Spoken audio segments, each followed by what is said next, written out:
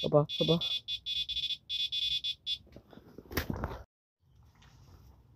Bă, decât să riști, Aici stau eu.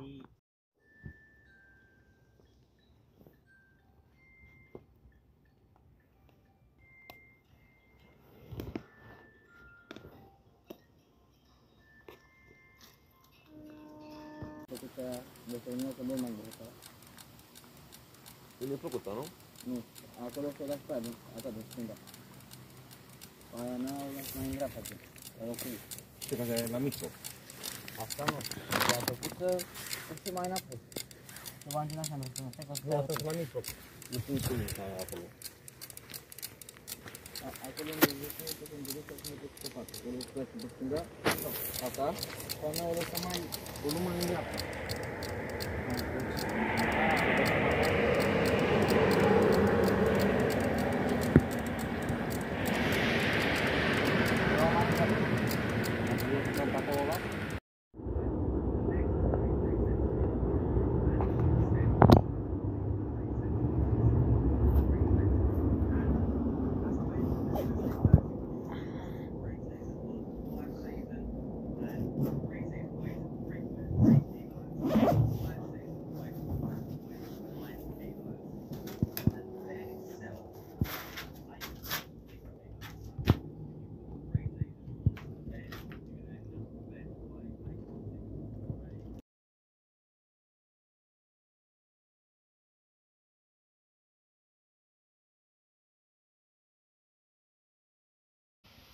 Ăsta e peștele, dar de la anterior, cred că avem în jur de 14 kg. De lansat n-am ce să vă spun, e luat de aici, de aproape 20-50 de metri. Le-am plantat și nu a avut, nici a plantat, am încercat pe lansat, a mers. Haideți să fac acum câteva poze și să le elibirez.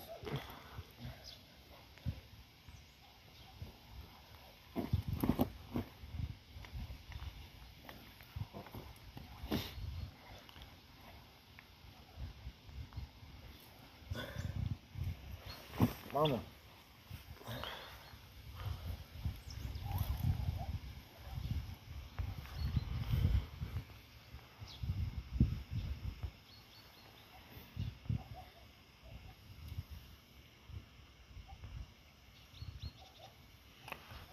Ții mai sus.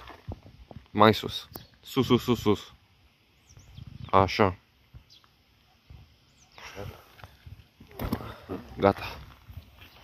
Bravo. Deci, am venit cu... Deci am luat o salotă, mamă, nebunesc.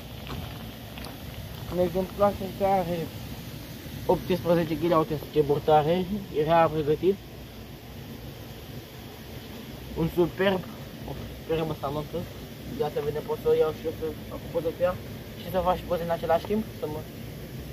Pun și poze, vezi că e acolo de-aia de poze. Oh, shit. Mamă. Oh my god! Așa. Mă întorc invers. Tot așa.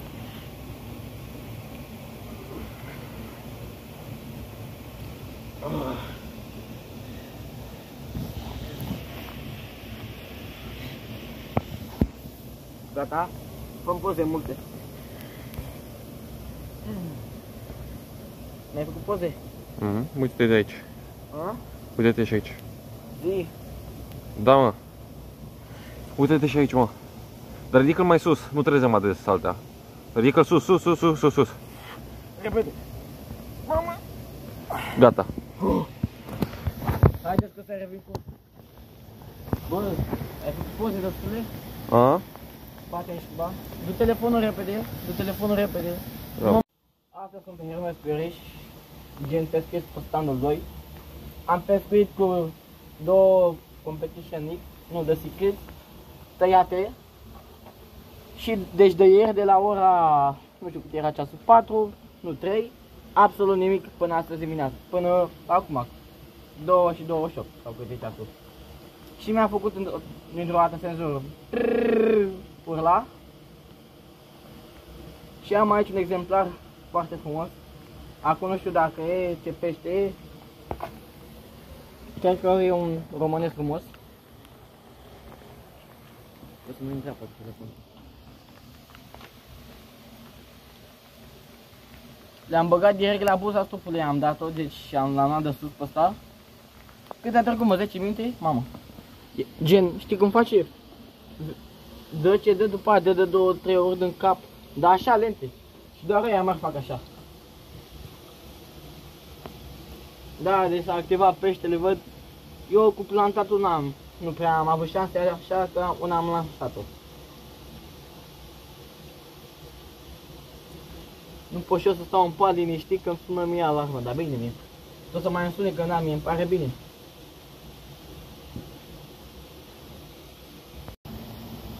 Am mai prins încă o salontă frumoasă, chiar pe stand la prietenul meu. Deci a tras, s-a dus, Dobila Bucovina, mi se pare că e, până aici. Salonta aceasta are, cred că, peste. Hai să întoarcem.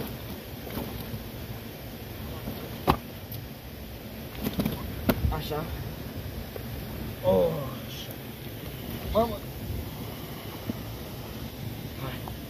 Hai, fata mea, hai, fata mea. Hai, da. Dă-mi o mică poză. Hai, mă, pe la poză. Hai, mă. Hai, iubita mea. Hai, iubita mea.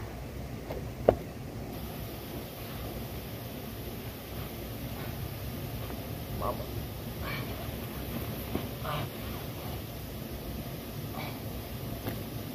Hai, mă, repede.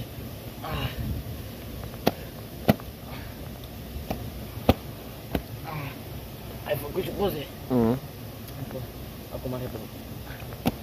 Ai făcut? O să revin cu un nou drum. Hai repede, că au ce făcut încă. Hai zi din drum. Încă un nou pește pe Hermes Periș, standul 2. Mi-a intrat la 2 de 20 de Secrets. Și primul care a fost scăpat, tot așa, 2 bile de Secrets, astea n-au mai fost și un povite. Am fost până partea că a tras iar, dar uite, parcă e mare. Pa? S-am când a dat drumul.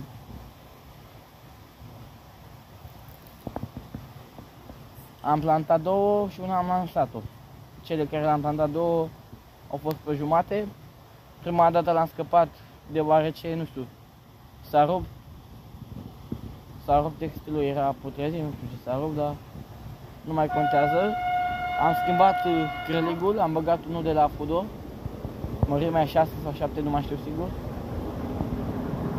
Și acum am acest minunat pește. A trecut și trenul pe lângă mine.